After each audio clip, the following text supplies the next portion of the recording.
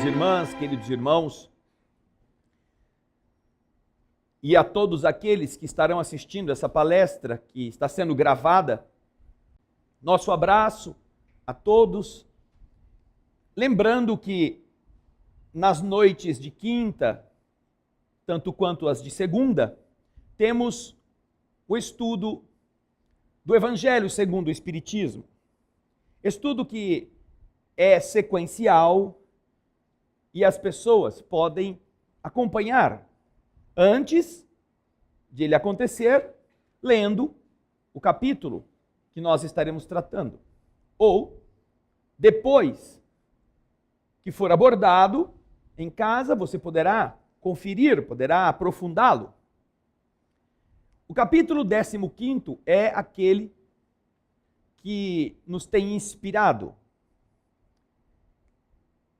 já que todos os anteriores, vencidas as etapas oportunamente, preparam o nosso raciocínio para aquilo que no 15º capítulo nós vamos entender como a busca da salvação.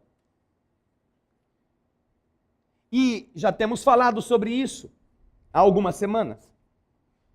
Todos querem se salvar.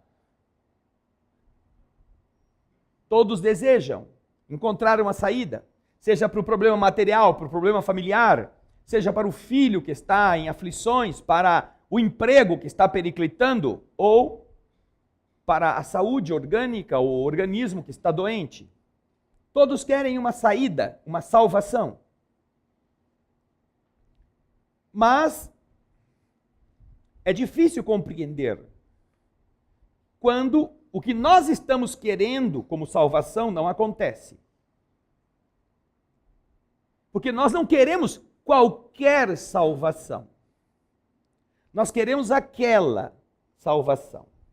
Aquela que é a melhor, a mais docinha, a mais agradável, a mais fácil, a mais confortável, a mais barata e a menos problemática. E quando a gente não compreende o mecanismo espiritual, quando nós não sabemos como funcionam as etapas evolutivas, nós nos revoltamos. Nós deixamos passar oportunidades preciosas. Nós achamos que Deus nos odeia, que o Criador é indiferente, que não pode ser bom, porque onde já se viu deixar a gente passar por estas coisas? E então, por faltar o conhecimento, as pessoas procuram outros caminhos, adotam outras atitudes, perdem a esperança, revoltam-se. Coisa que, se ela soubesse, agiria de outra forma. Vamos pensar numa circunstância que qualquer um pode enfrentar. Você começa a sentir uma dor estranha no seu corpo. Aliás, quem é que já teve isso? Levanta a mão. Vamos aproveitar que não tem aqui a internet mostrando vocês, que o povo fica com vergonha. Não rapei o braço, eu não vou levantar. Né? Ai, o André fica falando para eu levantar, justo hoje que eu não fiz depilação, não vou levantar não. Quem já passou por essa experiência de aparecer uma dor esquisita e você não sabe o que é? Levanta a mão, bem levantado. Ah, isso, muito bem.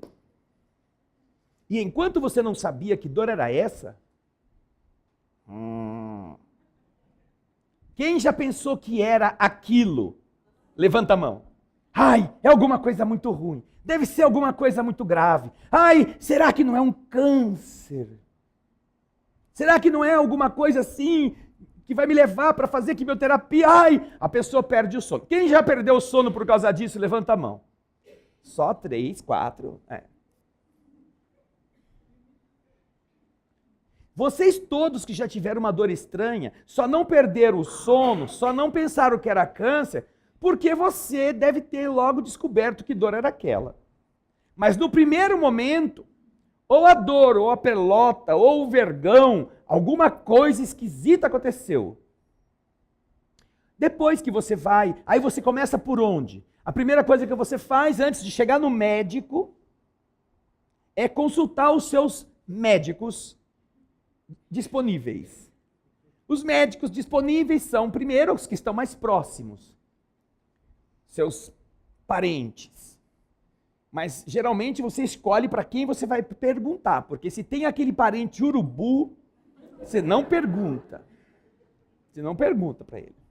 Porque parente urubu é aquele, o que você tem? Ai, eu estou com uma dor aqui. Nossa, isso é grave, porque eu tenho um amigo que uma semana estava com essa dor aqui, na outra semana a gente enterrou ele. Pronto. Por que eu fui falar com o cara? Então, você procura a pessoa. E se você não consegue muita segurança, aí você vai para o outro grupo de médicos informais, são os amigos, aqueles que você sabe que alguém que já teve alguma experiência, que já foi internado, que já passou por alguma coisa assim, na área da saúde. Pô, me apareceu uma coisa estranha, você já teve alguma coisa parecida? Aí começam todas aquelas coisas, não, isso é gases. Tudo bem, todo mundo tem isso e nunca tive essa dor terrível. Ah, não, você não comeu alguma coisa? Eu também já pensei nisso, então fica aquela coisa. Até quando a dor não vai embora, porque assim, depois de um dia ela desaparece, você calma, né? Aí você, tranquilo, já passou. Mas se a dor continua, aí você vai, eu acho que eu vou ter que fazer uma consulta. E pode levar aí uma semana para você decidir e mais uns 5 meses para arrumar vaga. Né? A não ser que você tenha que pagar consulta, né, num especialista, ou numa pessoa que, não tendo convênio, você vai ter que bancar, ou alguém vai ter que bancar para você. Mas depois que você vai ao médico, o médico começa a explicar para você que aquela dor é uma dor decorrente de uma alteração atmosférica. Algumas pessoas que já passaram por cirurgias, se lembram da cirurgia, e não sabem por quê. De repente começa a doer de novo naquele lugar. Meu Deus, mas será que eu estou com a doença de novo? Daí você lembra que ali você já operou e que deve estar doendo de novo porque está vindo chuva. Quem já passou por isso? Levanta a mão. Dói de novo, depois de um dia, de um período quente, seco, quando a umidade do ar começa a invadir o nosso ambiente, aquilo que estava num estado de ressecado, agora começa a ficar menos ressecado. E a alteração do tecido faz com que aquela área fique sensível. E começa a doer, de vez em quando, dá pontada, dá uns comichões, dá uns arrepios, umas contrações. A mulher que às vezes está com muita dor, eu acho que eu tenho um problema, ela vai no médico e descobre que ela não tem um problema, aquilo é uma aderência de uma cirurgia que ela fez quando o primeiro filho dela nasceu. Doutor, graças a Deus não é nenhum tumor. Não, não é tumor, já fizemos o exame. Eu já nem dormia de noite.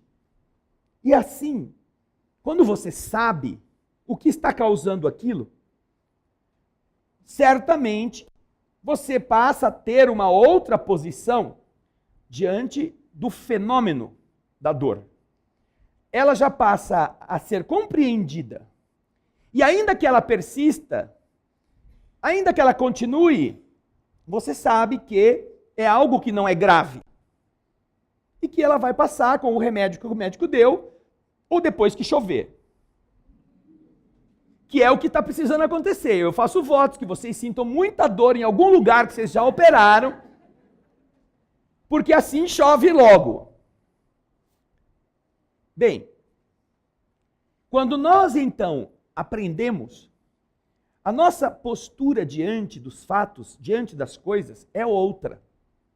Nós voltamos a dormir, nós nos despreocupamos, nós não ficamos atrapalhando a vida daqueles que estão do nosso lado, porque não existe ninguém mais chato do que alguém preocupado com alguma doença que não deixa você sossegado, não é? Ai, mas sabendo, você vai estar dormindo, você já está dormindo? Olha, o que você acha? Agora está doendo um pouco diferente. Ah, mas tudo bem, anota aí, amanhã você me fala. Ah, não, mas que eu não vou, eu vou esquecer. Então, essas coisas que ficam preocupando são naturais quando a pessoa não sabe. Quando a pessoa tem essa angústia inexplicada. Essa angústia por uma coisa não compreendida. Mas depois que você sabe, nossa, eu tinha até esquecido. Isso é muito comum na cirurgia espiritual. Nós já temos mais de 20 anos em que a gente avisa tudo o que pode acontecer com a pessoa. Tudo. Tudo.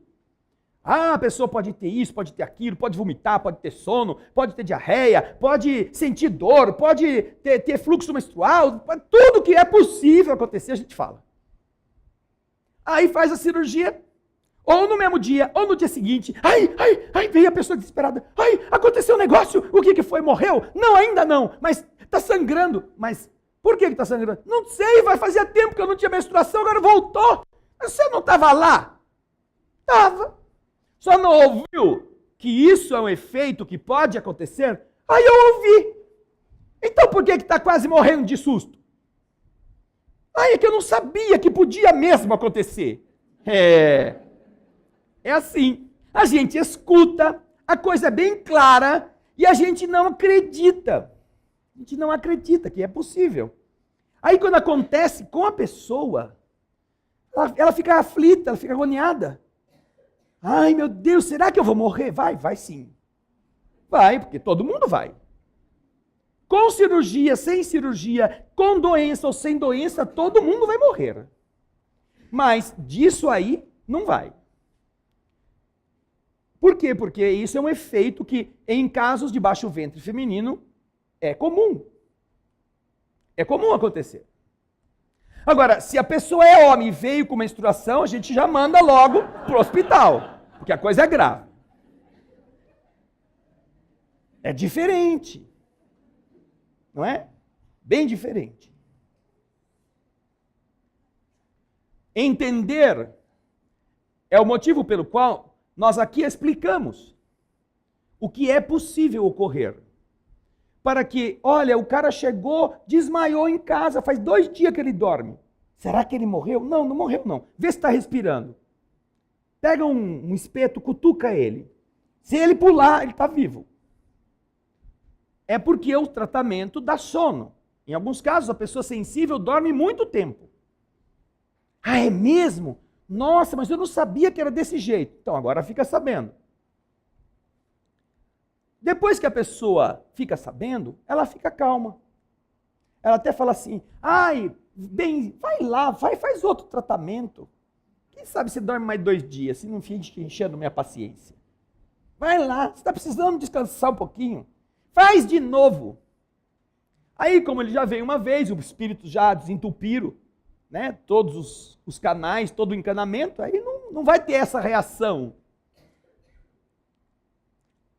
Quando o mecanismo fica claro, você tem outra postura diante da dificuldade. Agora, isto vale para todas estas coisas que eu disse e vale para o mundo espiritual igualmente.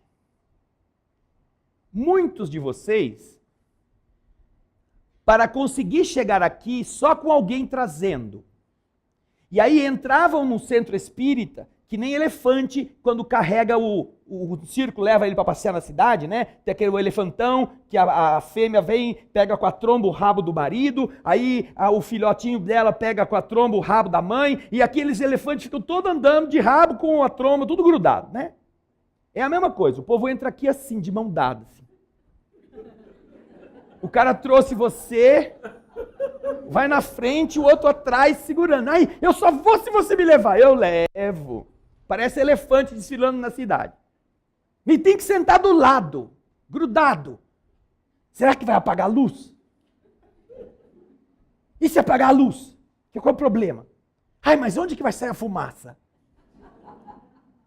Não vai sair fumaça. Não tem fumaça? Não. Então, na primeira vez, a pessoa às vezes tem medo. pessoa fica agoniada e ela tem que ir com alguém que diz para ela, calma, eu já fui lá, não é desse jeito. Ai, você fica comigo? Fico. Então, depois que a pessoa vê como é, depois que ela passa a primeira vez, ela fala, ai, mas é só isso? Só isso? Não, não é que é só isso. É que você fazia na sua cabeça uma ideia que era uma outra coisa, por não conhecer. Quando conhece, a coisa fica tão simples que a pessoa fala assim, nossa, mas é só isso. É só isso. Deus é só isso.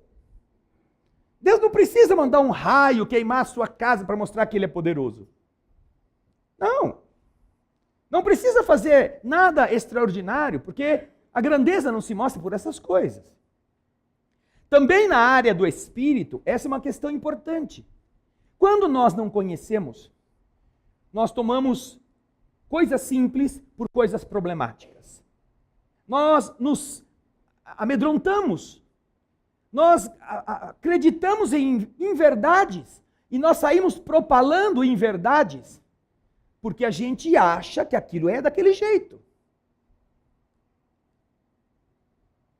Por que nós estamos falando sobre isso? O capítulo fala da salvação. Se nós queremos salvar materialmente, nós estamos procurando, sim, buscando uma coisa que materialmente pode nos melhorar por um tempo, mas nós não temos como nos salvar materialmente. Os ricos não têm como se salvar. Os sadios não têm como se salvar. Os bonitos e as bonitas não têm como se salvar. O que já é um grande consolo para os feios, para os pobres e para os doentes. Porque eles já sabem que não vão se salvar mesmo, né? Mas ninguém vai se salvar. Pode durar um pouco mais, pode até ter um pouco de conforto, mas vai todo mundo marcar o encontro naquele mesmo lugar. Saudade, Flamboyant, Acácia e outros nomes bonitos. Você viu como o cemitério tem nome bonito? Né? Tudo uma tragédia, aquela coisa desesperadora. Todo mundo já sabia que coisa mais sem graça do que cemitério. Todo mundo sabe que vai ter que passar lá e ficar. Em algum lugar onde você mora, vai ter um lugar onde você vai ter que ficar pro resto da vida. Da vida. E aí, o que acontece? Ninguém quer saber de pensar nisso. Ninguém quer meditar. Ninguém quer, meu Deus, mas será que já está na hora? Ué, tudo bem, você não sabe quando vai ser. Geralmente é quando já está bem mais idoso, mas você é bom que se prepare. E se fosse hoje? Ah, você pensou na salvação da sua família, na salvação do seu salário, na salvação dos seus investimentos, na salvação da sua saúde física, mas e se acontecer um problema e você perecer hoje? Pensou em outra salvação? A salvação da alma? Está se preparando para ela? Ou está investindo todas as suas fichas apenas naquilo que não tem salvação? Hein? Porque não tem salvação. Construiu a sua casa, a casa dos seus sonhos. Ótimo. Parabéns. O que mais? Porque isso vai ficar velho. Mais 20 anos, 30 anos, e você já não pode ficar mais lá. Aqueles que constroem aquela super casa, eu tenho 3 filhos, um quarto aqui para ele, outro quarto para ela, com suíte, 3 suítes e mais a suíte de hóspede, mais a minha suíte, que é metade da casa, aí todo mundo, aquela gentarada, aí mais 5 anos, um vai fazer faculdade fora, a outra arruma um desses malucos aí, casa ou junta, vai embora. O mais novinho fica passeando, curtindo a vida e fica aquele monstro vazio. Até para você falar com a sua esposa, tem que falar por telefone. Vai com o celular lá na cozinha, que se eu precisar falar com você, eu te chamo. Porque o negócio é longe para danar. Ai, mas a gente agora está nessa casona. Então, não era essa a sua busca? E então? Ah, serviu por um tempo. E não é ruim. Você desfrutou, mas prepare-se. Isso tudo vai acabar. Aí a pessoa deprime. Ah, por que eu construí essa coisa? Meu Deus do céu, acabou, não tem mais ninguém vem aqui. Está todo mundo interessado em fazer outras coisas do que ficar aqui nessa grande cela maravilhosa que eu construí. Porque eu achei que a salvação e a felicidade era todo mundo estar aqui dentro. Mas esqueci de perguntar para eles se era isso que eles queriam. E não era. Cada um tem as suas buscas, tem os seus compromissos. Então, se nós tivermos uma noção clara do que é viver, e com o conhecimento das leis espirituais, iluminando o nosso raciocínio, nós poderemos enfrentar o que vem sem esse medo. Esse medo que nós temos quando não sabemos. Quando você então se detém sobre a vida, sobre os problemas, por que eu estou passando por isso? Meu Deus, que tragédia, vai acontecer comigo agora? Não, não é tragédia. A salvação, às vezes, é a doença que você está tendo. A salvação, às vezes, é o problema que chegou para você. Mas isso me incomoda, isso é horrível, ninguém gosta de passar por isso. É verdade. Mas, às vezes, é aquilo que nós precisamos para acordar, para evitar coisas erradas, para não fazer coisas piores. Por isso que quando a gente quer a salvação, mesmo aquela salvação material, nem sempre aquilo que a gente obtém é o que mais nos agrada. Mas geralmente é o melhor para que o nosso espírito se prepare para a salvação real, para a salvação verdadeira. Porque todas as outras soluções que nós gostaríamos de ter seriam apenas paliativas para nos manter no mesmo estágio atrasado em que estávamos. Agora, não existe, fora do Evangelho, nenhum outro lugar que vai ensinar isso para você. Veja se você já ouviu isso da boca de algum gerente de banco. Você foi comprar um modelito novo numa loja e a vendedora falou para você coisas, por que você vai comprar essa roupa? Não compra não, olha. Você já pensou no seu espírito? Quantas coisas dessa você já tem? Isso daí é pano, vai desbotar, vai rasgar, vai sujar. Você vai ter que ficar pagando 12 parcelas. Já pensou algum vendedor falando isso para você? Você denuncia ele para o gerente. Acha que ele está querendo dar uma de moralista em cima de você. Porque, na verdade, o que nós queremos não é o que ele está oferecendo, e às vezes ele está oferecendo uma coisa boa, fazendo a gente pensar. É verdade? Eu estava vendo um vídeo outro dia, e nesse vídeo, um garoto estava falando com a mãe. A mãe levou o menino para comer num restaurante, numa churrascaria. E aí, quando eles se sentaram, veio o prato. Aí o menino olhou para a mãe e disse assim, mãe, nós vamos comer isso aqui. É, meu filho, mas você não é hipócrita? Disse o rapaz, o garoto de 8 anos. Um menino de 8 anos chamando a mãe de hipócrita. A mãe quis ouvir o porquê. Mãe, você não é essa que fica preconizando que a gente tem que ter saúde, que a gente tem que proteger os animais, que a gente tem que salvar a natureza, que a gente tem que melhorar a qualidade de vida? E nós vamos estar sentados aqui diante de um prato, aqui tem meio boi. Como que a gente pode defender a natureza, defender os animais, falar da preservação da vida, se a gente vai comer o bicho que está aqui? Falou ele para a mãe. E esta mulher, pasmem, ainda existem mulheres que pensam, e homens também. Ela disse, meu filho, então vamos mudar nossas rotinas. Daquele dia em diante, eles se tornaram vegetarianos por escolha. Por escolha. Mas precisou de um garoto olhar um fato que o adulto já estava olhando, estava já estava acostumado a fazer. Ou seja, ele sabia que ele pregava certas coisas que na sua prática ele não cumpria. Mas ele pregava. Ou ele propunha, ou ele falava, ou ele decantava a todos os ventos que aquilo era bom, mas na hora de ele fazer, ele ia lá para a carne assada. No caso dessa senhora, ela resolveu tomar atitude. Depois de o filho ter colocado os dois fatos diante dela. Qual é a verdade? Você é essa mulher que fala sobre a defesa da vida, a proteção aos animais, essa coisa toda, saúde, uma boa alimentação, livre de todos os tipos de toxinas, de agrotóxicos, etc, etc, etc.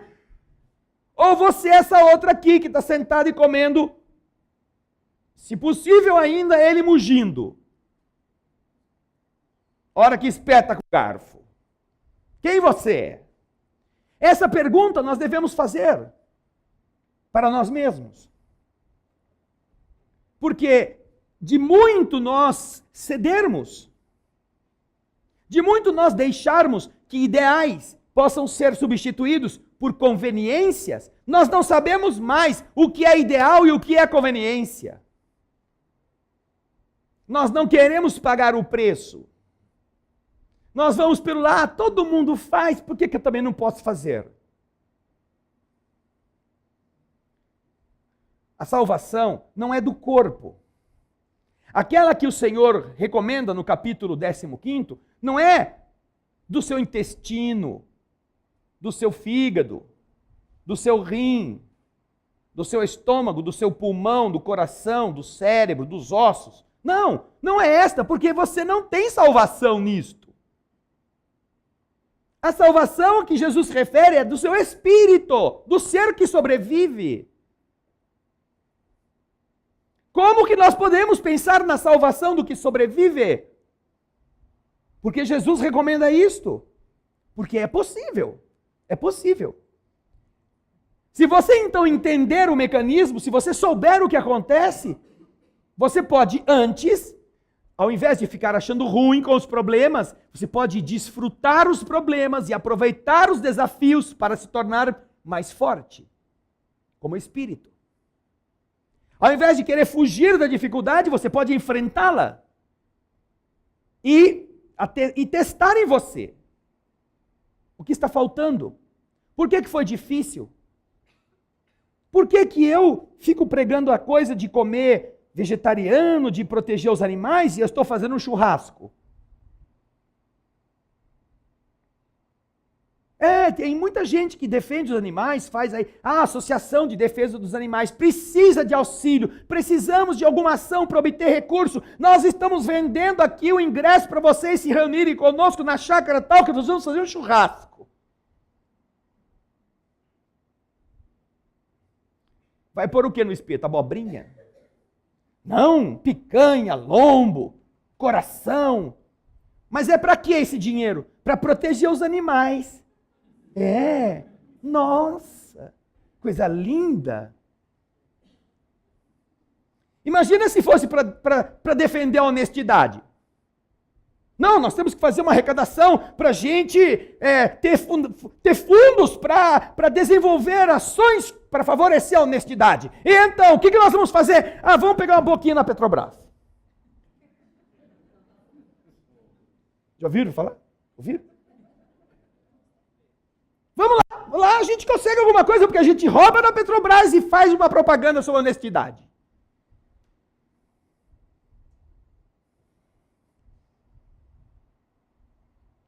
Tão compatível quanto assar o bicho para ganhar dinheiro para defender o cachorro.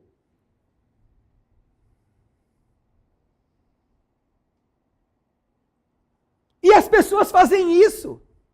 E elas acham, não, sabe o que acontece? É que eu defendo o cachorro, mas a maior parte que vai dar o dinheiro quer matar o cachorro.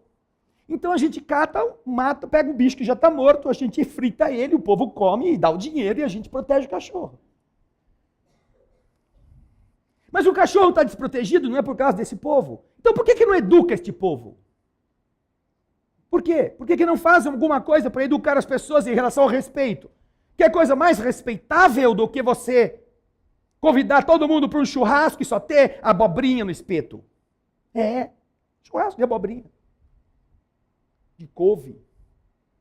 Cebola. Empanada. E aí todo mundo vai reclamar, credo, mas é esse o churrasco? Você queria o quê? Nós não estamos defendendo os animais? Então, você está defendendo, você está ajudando, você comprou o churrasco de abobrinha, cebola, pepino, couve, brócolis, tomate. Se eu tivesse aqui matando os bichos, você ia falar o quê? Bela protetora de animais que você é, né? É verdade. Porque uma coisa não combina com a outra. Vamos pensar nossa vida. Se a nossa vida combina com o que nós acreditamos. Vamos pensar. Eu vou ler para vocês um texto que saiu recentemente. Um texto que vocês poderão encontrar na internet, que nós estamos nos empenhando em divulgá-lo. Diz assim: mas você tem tudo o que você quer.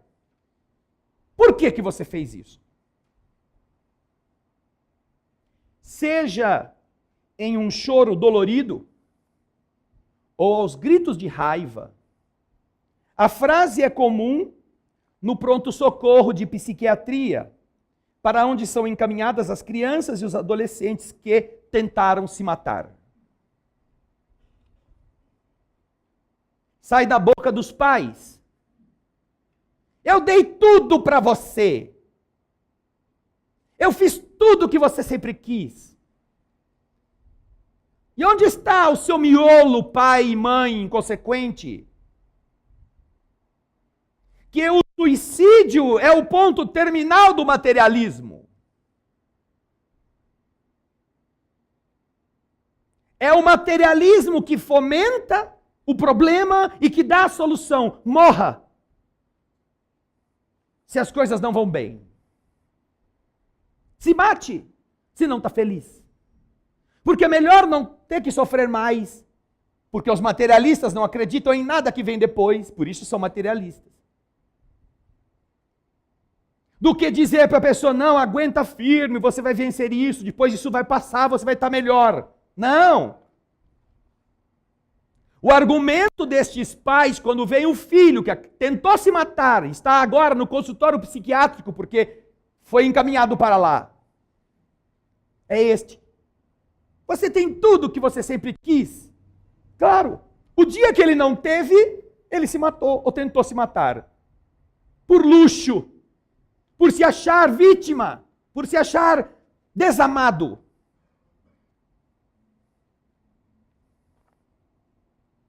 Sai da boca esta frase dos pais, atônitos com a confissão do filho, que se cortou todo ou que ingeriu uma dose cavalar de medicamentos. Pouco falado, o suicídio na infância e adolescência tem crescido nos últimos anos. Dados do mapa da violência do Ministério da Saúde revelam que ele existe e está crescendo. De 2002 a 2012, houve um crescimento de 40% na taxa de suicídio entre crianças e pré-adolescentes, com idade entre 10 e 14 anos. Na faixa etária de 15 a 19, o aumento foi de 33,5%. Ao contrário do adulto, que normalmente planeja a ação, o adolescente age por impulso. São comportamentos suicidas para fugir de determinada situação, que vez ou outra acabam mesmo em morte, diz a psiquiatra Maria Fernanda Fávaro, que atua em um pronto-socorro de psiquiatria em São Caetano do Sul, região metropolitana de São Paulo. Aos cuidados de Maria Fernanda são encaminhadas as crianças e os adolescentes que chegaram feridas ao hospital após tentarem se matar.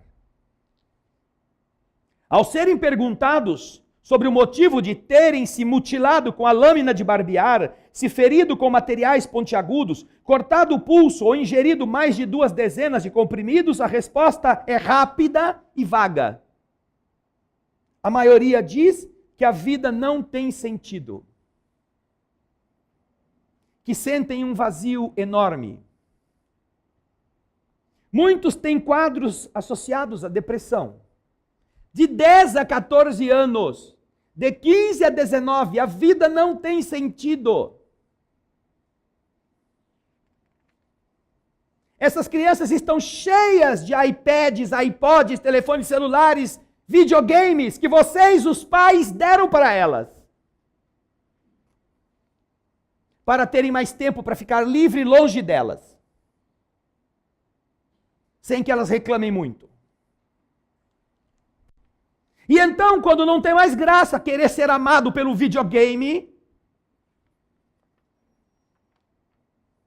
a vida fica sem sentido e esse jovem que não tem juízo, porque é imaturo, pensa que vai ser mais fácil fazer isto.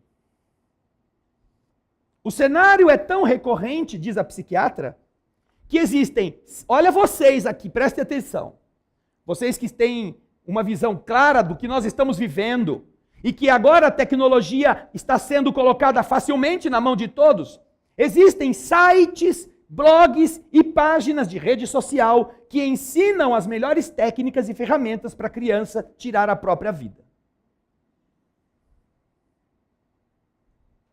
Você está lá ganhando o seu dinheiro, porque você tem que ganhar dinheiro para dar o leitinho para o seu filho, comprar mais bugiganga para ele, que já tem até não caber mais no quarto.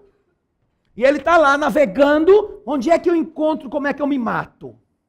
Porque meu pai não me dá atenção, minha mãe não quer saber de mim. Na internet, no iPad que você deu para ele, no laptop que ele tem lá, de última geração, porque o amigo dele recebeu um presente igual do outro pai e você não quer ficar para trás.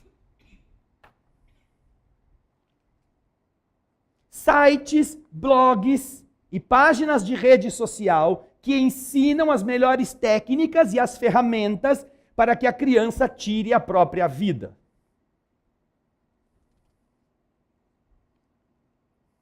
Para os mais novos, se matar é de fato mais difícil.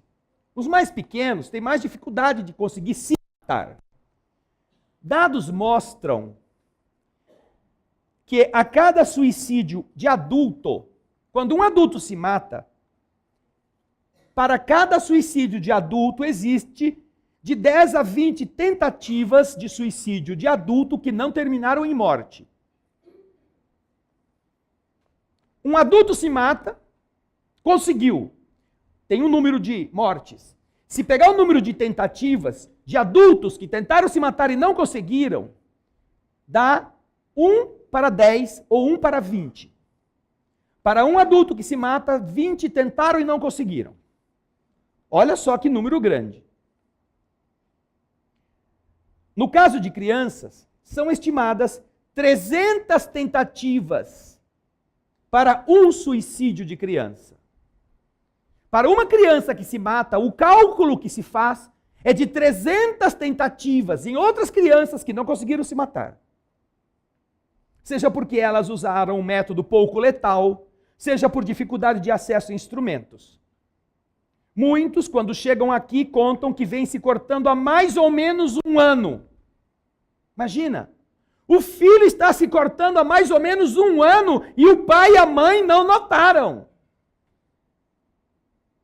E ninguém sabe disso. O irmão não viu, o professor não tem obrigação de ver essas coisas, mas às vezes percebe. Mas pai e mãe, em casa, o filho faz 1 ano que está lá.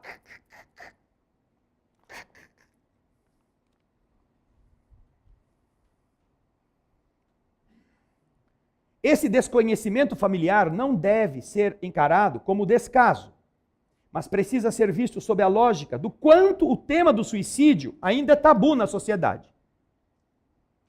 Afirmam estes especialistas. No caso de crianças e adolescentes, a situação ainda é pior. Ninguém fala sobre o assunto, apesar de estudos mostrarem que 90% dos jovens atendidos em emergências psiquiátricas chegam lá após tentativas de se matar. As crianças, os adolescentes que chegam num pronto-socorro psiquiátrico, 90% dos que chegam são tentativas de suicídio. Existe o mito de que suicídio se concentra nos países nórdicos, Escandinávia, Suécia, Finlândia. Essas nações realmente lideravam o ranking dos suicídios, mas elas tomaram atitudes e conseguiram reverter o quadro. Enquanto isso, a gente aqui no Brasil continua sem falar nisso e vê os números crescendo. Dados divulgados pela Organização Mundial de Saúde na semana passada mostraram que o Brasil é o 4º país latino-americano com o maior crescimento no número de suicídios entre 2000 e 2012. E é o 8º do mundo em números absolutos de pessoas que tiram a própria vida. Pelo menos em algum ranking a gente está perto do primeiro. Estamos em 8º no número dos que se matam. No mundo, foram 11.821 suicídios no período que nós estamos citando aqui. Uma situação que, segundo os especialistas, reflete a falta de programas de prevenção.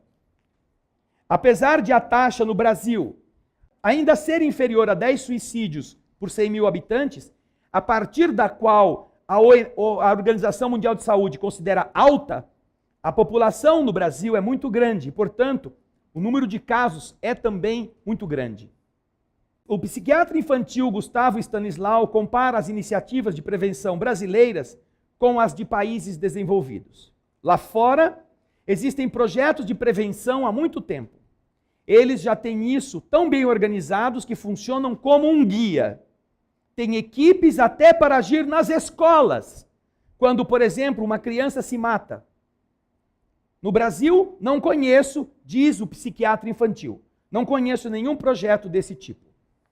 A criação de um programa de prevenção ao suicídio eficaz deve ter como prioridades a identificação de fatores de risco, o investimento em serviços especializados e o mapeamento de quais são as populações mais vulneráveis, com atenção àqueles que já cometeram tentativas de suicídio.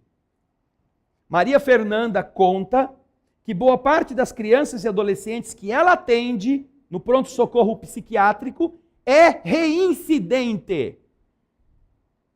Já tentou se matar antes e voltou a fazer isso. Mas quando eles tentaram se matar, passaram por um clínico geral que medicou lá, suturou e mandou embora para casa. Mandou embora para casa. No hospital convencional, a medida comum é cuidar do ferimento e mandar embora. Quando essa mesma criança que tentou se matar tem acesso a um serviço especializado, o resultado pode mudar o seu futuro. Atendo e avalio se a criança mantém um risco suicida. Se ela diz que tentou se matar e continua querendo, a gente interna. Se não há risco, indicamos um acompanhamento ambulatorial. Você vem aqui 2 vezes por semana, 3 vezes por semana, nós vamos ver como você está indo. Só não pode voltar para casa do jeito que chegou. Como é que eu vou saber? É a pergunta. Que às vezes os pais, as pessoas que estão perto, que se fazem. Os especialistas afirmam que é preciso prestar atenção a qualquer sinal que a criança ou o adolescente demonstre sobre a vontade de tirar a própria vida. Às vezes, o jovem, a criança, escuta isso dentro de casa, do pai ou da mãe, ou de algum parente ou de um irmão, fala: eu acho que eu vou me matar. Porque o fulano se matou. Meu Deus do céu, agora ele deve estar melhor do que a gente aqui. Esses comentários tolos, inúteis e perigosos. Que às vezes a criança não está, você pensa que não está prestando atenção, mas está bem antenada. Além de comunicar, geralmente, veja o que acontece. Os adolescentes ou as crianças, além de comunicar verbalmente o objetivo de se matar, ele pode apresentar sinais como tristeza prolongada, mudança brusca de comportamento, agressividade e intolerância. Às vezes ele fala: "Ah, eu acho que é melhor eu morrer." Por que que eu não morro? Nesses momentos de briga, em que marido e mulher se debatem como se fossem bichos, e os filhos ficam ali desesperados.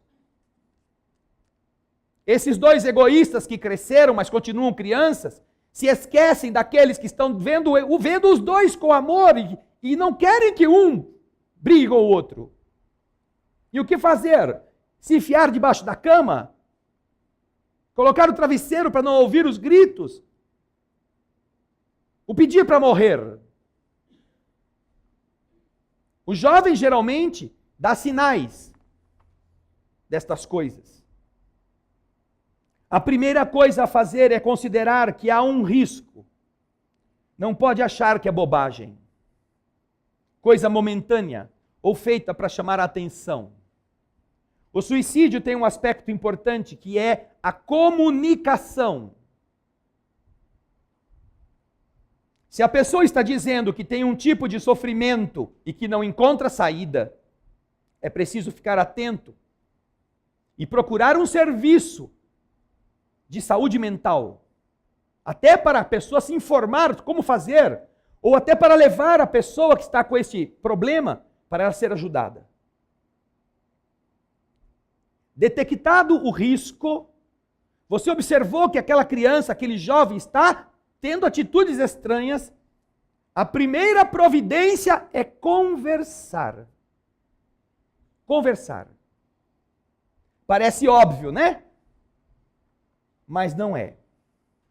Na maioria dos casos, os adultos acreditam que, se fingirem que não perceberam, a criança ou o adolescente pode mudar de ideia. Até porque ele faz isso porque ele não sabe o que falar. Até porque ele não quer ouvir do filho que ele é um ausente, que ela é uma pessoa que não dá nenhum carinho. Ela não quer, nem ele quer ouvir essa verdade. Portanto, faz de conta que está tudo muito bom, muito bem, muito legal. Mas é preciso correr esse risco, se você quer salvar o filho que você diz que ama. O jovem que está ali sob sua responsabilidade. Você precisa ouvir o que essa mãe ouviu do filho, você é uma hipócrita. Porque às vezes é preciso sentir na carne a verdade, para acordar antes que seja tarde. Antes que você tenha que empurrar o caixão do seu filho até a boca da cova, chorando. Não se sabe se de tristeza ou de culpa. O suicídio tem um aspecto importante, que é a comunicação. Se a pessoa está dizendo, preste atenção. Na maioria dos casos, o adulto finge que não é com ele e acha que isso vai passar. Outros tantos acham que falar em suicídio é uma ameaça típica da idade. Não, ele falou isso, mas não vai fazer, não é louco, não é doido. Estas duas atitudes estão erradas.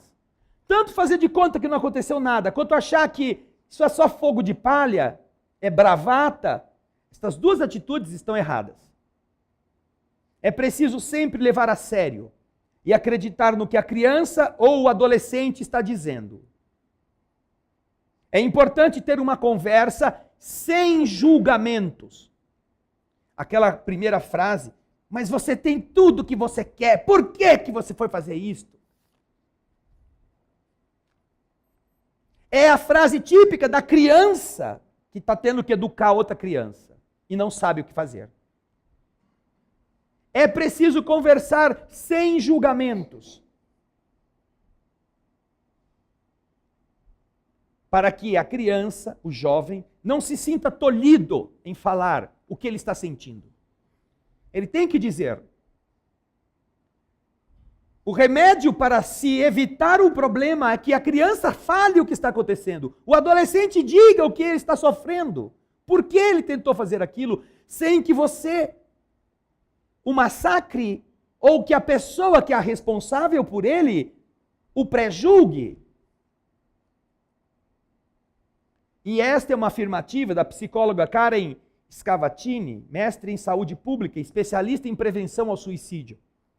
Ela explica que nesta conversa é importante que o adulto pergunte se a criança já pensou em se matar mais de uma vez. Assim, é possível saber se a ideia já virou um plano e então encaminhar a criança para um atendimento mais completo. Mesmo porque, no momento do atendimento, diz a psicóloga, percebe-se que a vulnerabilidade dessa faixa etária é tão grande que muitos tentam tirar a vida sem ao menos saber o que isso significa. Crianças mais novas e pré-adolescentes têm uma impulsividade e não têm capacidade de avaliar que a morte é para sempre. Eu me mato, depois eu volto. Eu faço eles ficar preocupados, mas depois eu apareço lá de novo e aí a gente volta à vida normal.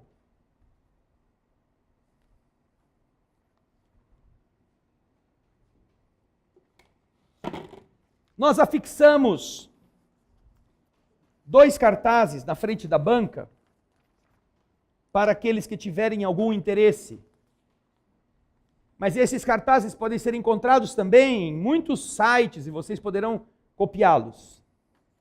Um tem um resumo básico desta pesquisa da Organização Mundial de Saúde que foi apresentada nesta semana. 800 mil pessoas se matam por ano no mundo.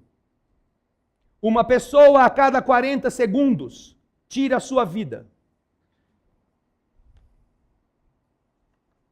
32 pessoas se suicidam por dia no Brasil. Uma a cada 45 minutos por dia. E ao lado desta relação, nós temos alguns indícios para pais, mães, professores, pessoas que tenham contato com jovens. Fatores de risco para o suicídio infanto-juvenil. Depressão. O jovem está triste, diferente do que ele costuma ser.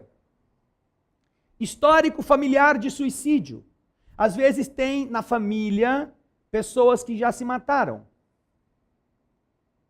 Seja porque esse assunto venha à tona de vez em quando, seja porque a criança já ouviu alguém falar que o tio se matou e ela vai ficar com aquilo, por que ele se matou? Seja porque exista algum tipo de ligação espiritual da criatura que se matou com aquele grupo familiar para auxiliar outros a fazer a mesma coisa.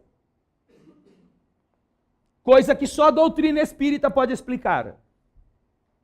Também é fator de risco o uso de álcool e de drogas na família ou pelo jovem. Também o uso de álcool e drogas, seja pelos adultos, seja pelos jovens, pode predispor a essa tentativa ou ao suicídio. Ter sofrido algum tipo de abuso. O jovem ou pré-adolescente ou a criança que sofre abuso pode tentar fugir desta vergonha através do suicídio. Ter acesso aos instrumentos que possam ser usados para se matar. Remédios que ficam expostos em todos os lugares, nas casas. Armas de fogo que tenham um destino de fácil acesso. Ter sofrido bullying na escola, aquela perseguição por outros que são mais fortes, mais velhos, e a criança fica com medo, fica intimidada, não sabe como reagir. Às vezes, isto faz com que ela procure, ao invés de falar com o pai, com a mãe, coisa que às vezes já fez e não resolveu em nada, às vezes já falou na escola e também não resolveu em nada, então às vezes ela prefere pensar em sair dessa condição através do suicídio. Crianças que estão estressadas por algum motivo, perseguição na escola, pais muito rigorosos, problemas que ela não sabe administrar às vezes, porque ninguém conversa, ninguém, apenas estão em cima da pessoa e a criança vai ficando cada vez mais acuada. Então, o estresse pode produzir a ideia de tirar a vida. E também a pressão interna, que é uma das consequências, às vezes, não da pressão de pais, mas da expectativa que os pais colocam sobre a criança. A criança não pode tirar nota baixa porque ela é o melhor aluno da escola. Meu filho é o melhor aluno da escola. É o melhor instrumentista. Ele só tira nota 10 e ele apresenta o filho como o grande instrumentista, o melhor aluno, o melhor jogador de bola. Esse aqui é o herói. Aí, o dia que ele não vai bem na escola, que ele tira 7,5, como que ele vai apresentar isso para o pai?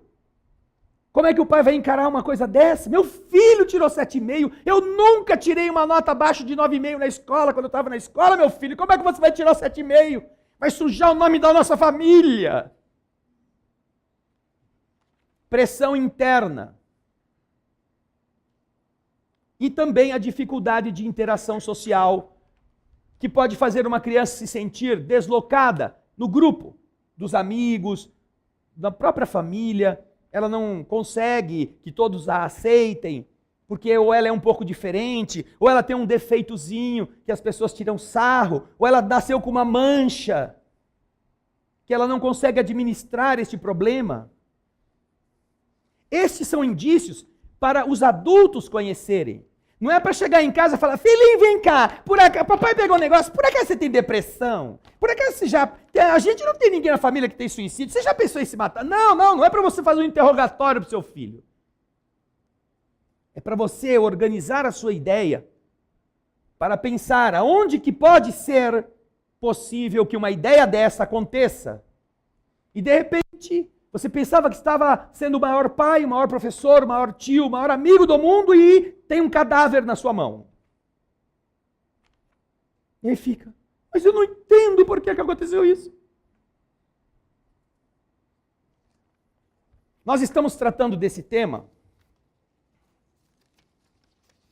porque as pessoas estão de cabelo em pé pelo fato de terem morrido.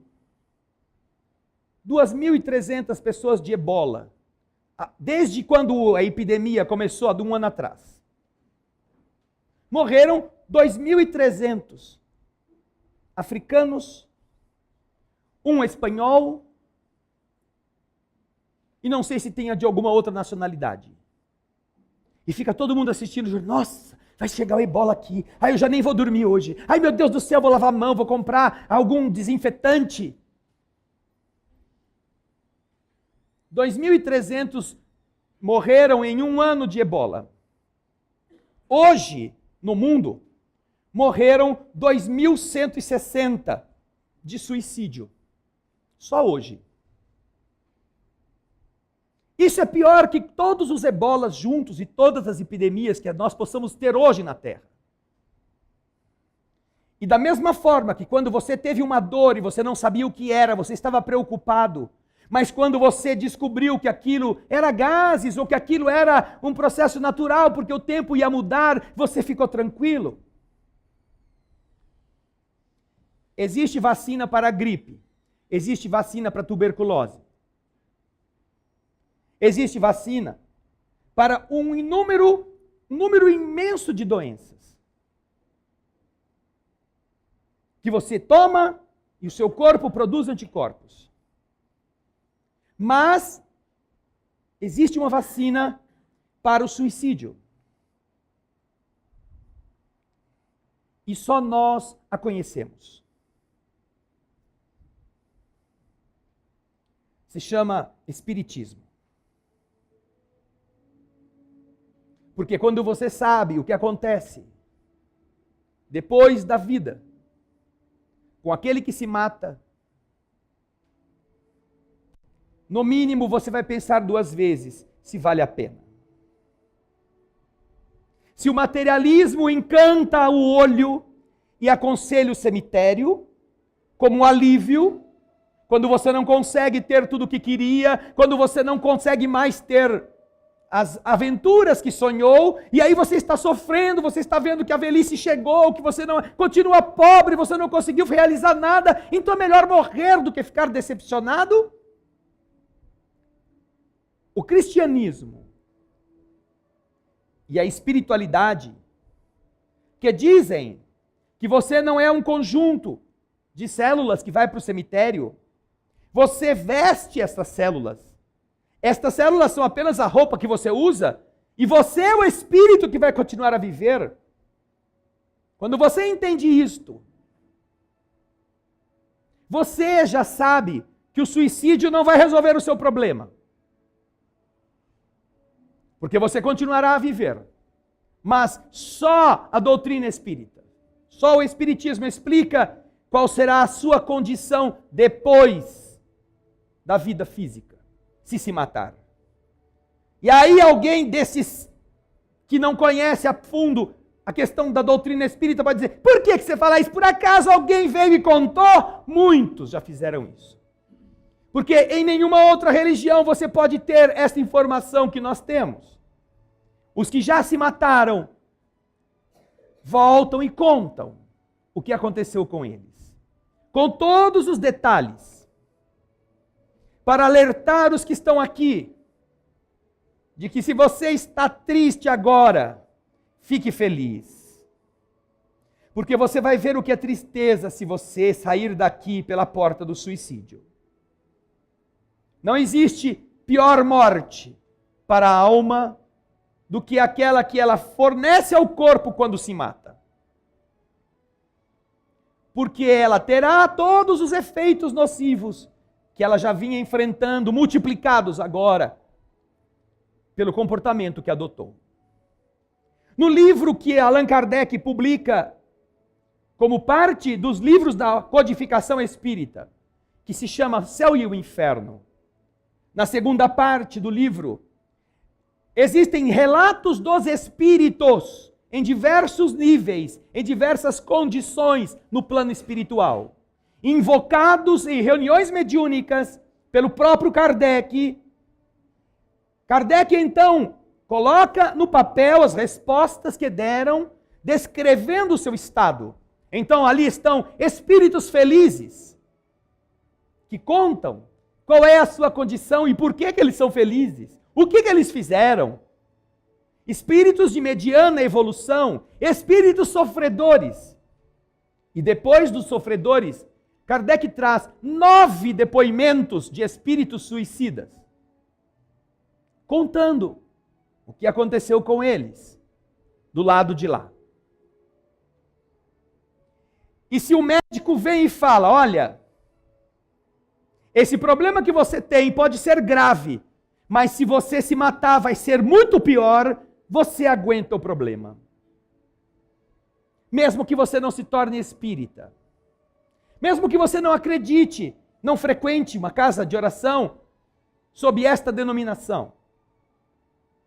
Porque no fundo, você sabe que o corpo não é o que você é. Você é mais do que o corpo. Esta é uma certeza, é uma convicção que não depende da religião a que você pertence. É da sua essência. Você sabe que é um ser divino. E que uma coisa divina não pode ficar debaixo de 7 palmos de terra. E se você sabe então que o que é divino continua a existir, você começa a pensar, então pode ser que aconteça algo muito ruim para quem se mate. Mas mais do que isto, não só não é bom se matar, como é bom você aprender a desfrutar das coisas que estão te acontecendo para você melhorar com elas. Aí está o motivo por estarmos vivendo. Não é que, meu marido me abandonou, minha esposa me traiu, eu vou me matar. Não. O que eu posso aprender com isto?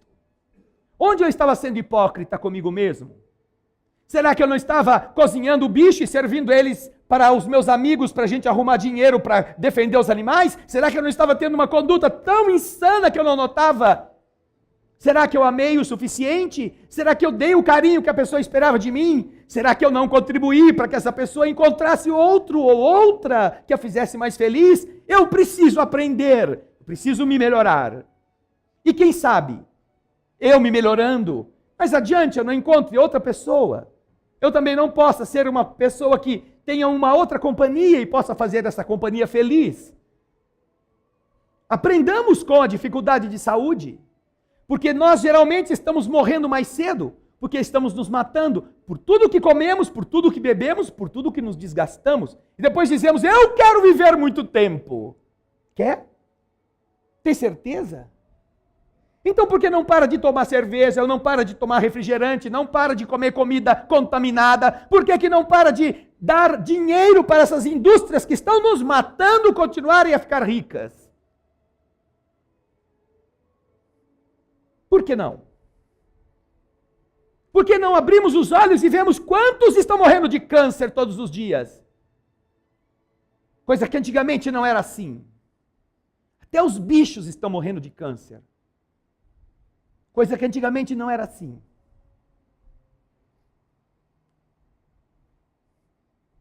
A única instituição na Terra hoje que pode vacinar a pessoa contra a vontade de se matar, por explicar o que nós viemos fazer no mundo e o que acontece conosco depois, se chama Espiritismo. E vocês estão ouvindo sobre isto. Vocês estão em uma casa espírita, estão assistindo uma palestra espírita. Isto é salvação. Mas não é salvação para você, que já sabe. É salvação para outros que você pode ensinar. É salvação para pessoas que estão do seu lado, quando você perceber que elas estão falando, se eu morresse seria melhor. Pode ser criança, pode ser adolescente, pode ser velho, pode ser adulto, não importa. Você ouviu. Essa pessoa não sabe o que ela está programando. Esta pessoa não sabe o que pode acontecer. Se você falar, se você ajudá-la, você evitará que ela comprometa algumas décadas ou alguns séculos de sua vida futura. Porque quando uma pessoa comete este ato, ela compromete não só a vida física de agora, mas os reflexos disto se estendem para os corpos futuros nas suas jornadas, como lei do universo.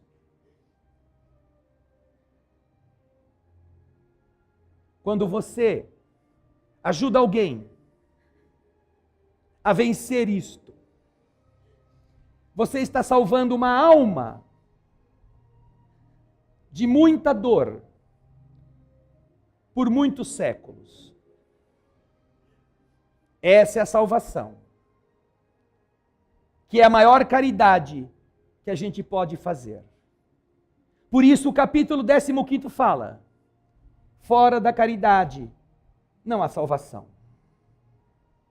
Cada um de nós pode fazer isso, pode estar atento, pode falar disso com outros, pode perguntar às pessoas como elas estão, pode ver um amigo no trabalho triste e se interessar por ele, pode elogiar uma pessoa que está sendo massacrada pelos outros. Pode. Cada um de vocês pode ser um agente da esperança. Porque os que estão se matando ou estão querendo morrer, estão fazendo isso por não tê-la. Coisa que você pode dar. Praticando a caridade que salva. Quando entrarem na sala de passe, lembrem disto. Você veio aqui achando que ia receber alguma coisa. Mas o que você recebeu foi apenas responsabilidades. Para ser útil, porque já está instalada a epidemia, muito mais grave do que a do ebola. Todo dia. E você pode ser o remédio. Pense nisso. Muita paz.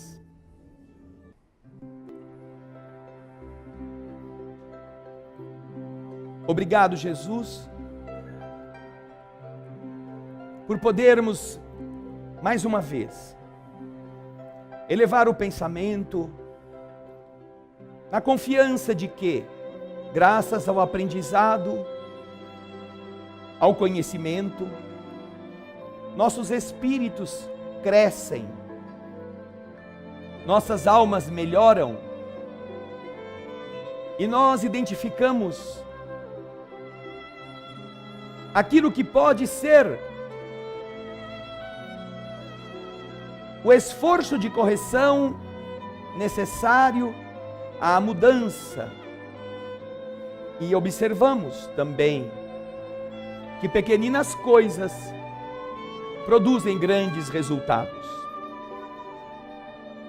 Nunca imaginávamos, Senhor, que um simples alterar do padrão verbal dentro do lar, que a supressão de palavrões nos diálogos, que a diminuição do tom de voz fosse tão profícuo no equilíbrio do ambiente onde estamos. Achávamos sempre que essas coisas eram tolices, até que os ensinos espíritas puderam nos informar a importância vibratória daquilo que falamos, que corresponde geralmente a uma emissão de energia, que atinge alguém que escuta e sobre esta pessoa repercute. E pelo simples modificar a qualidade do falar, conquistamos lentamente, depois de despoluir o ambiente pela renovação desta conduta, um lugar mais pacífico, uma relação mais harmoniosa, onde o xingamento não constrói muros entre as pessoas, onde a agressão verbal, banida como recurso de ataque ou de defesa, pode tornar mais fácil o entendimento. E então as criaturas conversam, aprendem a exprimir suas ideias de forma mais clara e generosa. Ah, Senhor, precisaram os espíritos voltar ao mundo pelas mãos dos médiuns, pelos efeitos físicos, pelos fenômenos estranhos e inusitados, para que nossa mente, nosso bom senso pudessem ser tocados.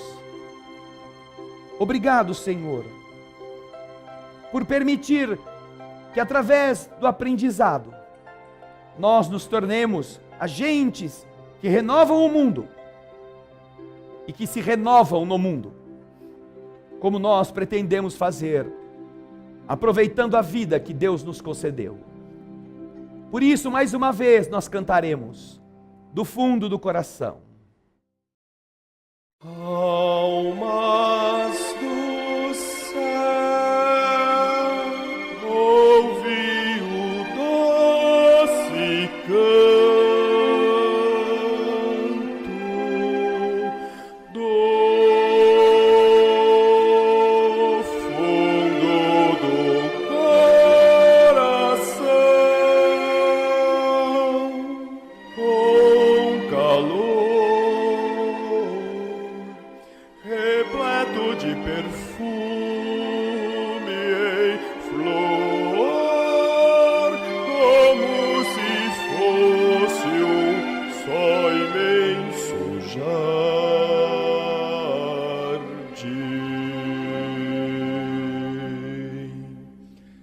É a voz do bem que o Cristo